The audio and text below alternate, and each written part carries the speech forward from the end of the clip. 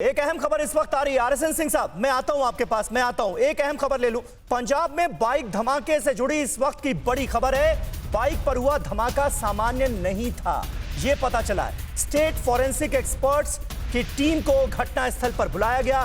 फाजिल्का के जलालाबाद में यह ब्लास्ट हुआ है।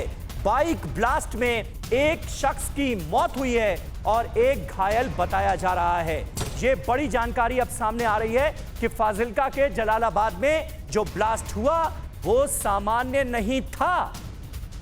इसकी भी पड़ताल हम करेंगे, क्योंकि पंजाब से हमारे साथ इस वक्त हमारे सहयोगी मोहित मल्होत्रा भी मौजूद हैं। उनके पास मैं जाऊं, लेकिन कुछ अहम जानकारियां इंफॉर्मेशन वॉल के जरिए हम आपके सामने रखने जा रहे हैं। अब हाल में जो गिरफ्तार आतंकी हुए हैं उनको देखिए। 15 सितंबर 2021 को अमृतसर से 4 आतंकी गिरफ्तार हुए।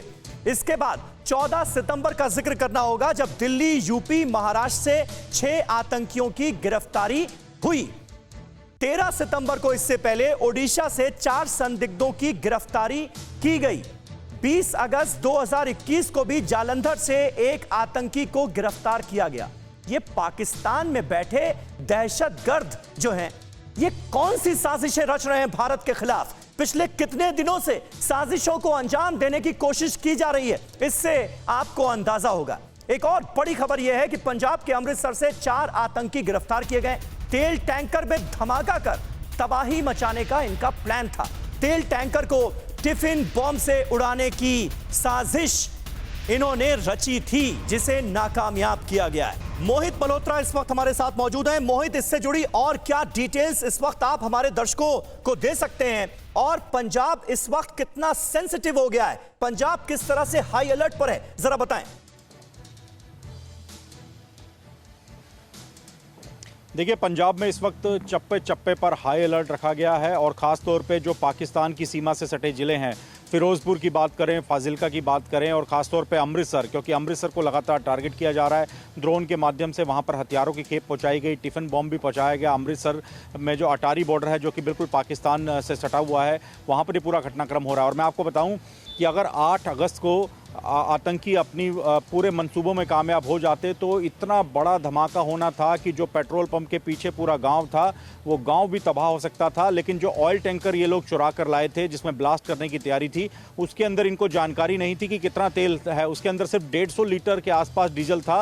अगर पूरी कैपेसिटी होती, यानी करीब 12,000 लीटर तेल अगर उस ऑयल टैंकर में होता, तो काफ़ी बड़ी ये प्लानिंग थी। लेकिन पुलिस को शुरुआत से ये पूरा मामला संदिग्ध लग रहा था। इसी वजह से इस पूरे मामले की 8 अगस्त से लगातार जांच की जा रही थी, और पहले एक आतंकी को पकड़ा गया, और उसके बाद अब 4 आतंकी और पकड़े गए हैं, जो कि बुधवार को पकड़े गए हैं। और उसके बाद से ही लगातार इस मामले की तफ्तीश चल रही है, जिसमें एक के बाद एक खुलासे हो रहे हैं कि आईडी फिट करने के दौरान ही अचानक से ये धमाका हो गया, और ये जो पूरा इनका मंसूबा था वो फेल हो गया। दूसरा जो बड़ा घटनाक्रम हुआ है, जो कि कल देर रात जलालाबाद में एक जो धमाका हुआ है, उसको लेकर एक बड़ा अपडेट यह है कि वो सामान्य धमाका नहीं था।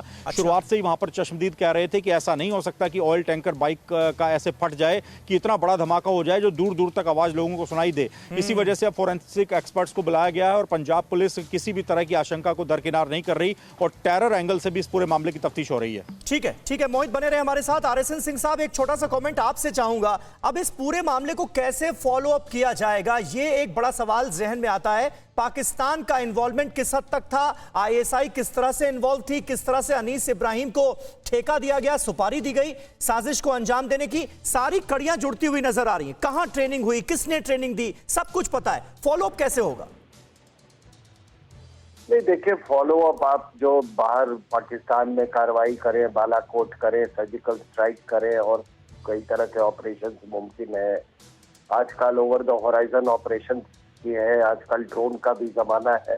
वो अलग तरीके हैं। लेकिन मैं इतना आपको कह दूं कि जो अंडरवर्ल्ड नेटवर्क है, वो एक बहुत ही अहम हिस्सा है ये पूरे टेरर नेटवर्क का, क्योंकि वो जो ये अंडरवर्ल्ड जो है, वो आपके जमीन पर वो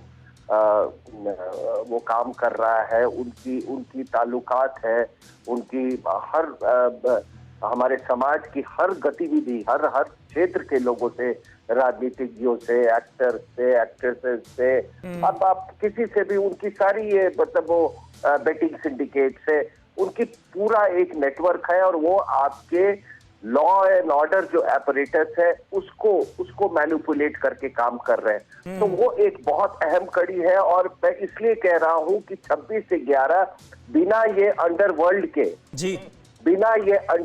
के ये मुमकिन हो ही नहीं सकता था। रिकॉनेसेंस में उन्होंने बहुत बड़ा हिस्सा लिया था, टारगेट सिलेक्शन में बहुत बड़ा हिस्सा लिया था। आपको मालूम है एक फिल्म निर्माता का बेटा तक उस बड़े सस्ते में वो छूट गया। उसमें कई आपके पॉलिटिशियंस इन्वॉल्व थे और आपके कुछ सिक्योरिटी एपरेटस के लोग भी उसमें इन्वॉल्व थे, क्योंकि देखिए जब वहां की जो सिक्योरिटी एपरेटस होती है उसमें ये जानी हुई बात है कि कुछ नालायक लोग उसमें भी निकल आते हैं जो कि अंडरवर्ल्ड के हाथों बिक जाते हैं। आप देख रहे हैं अभी एक तिहाड़ जेल में है जो कि जिसने वो कारनामा करने की कोशिश की मुकेश अंबानी को लेके।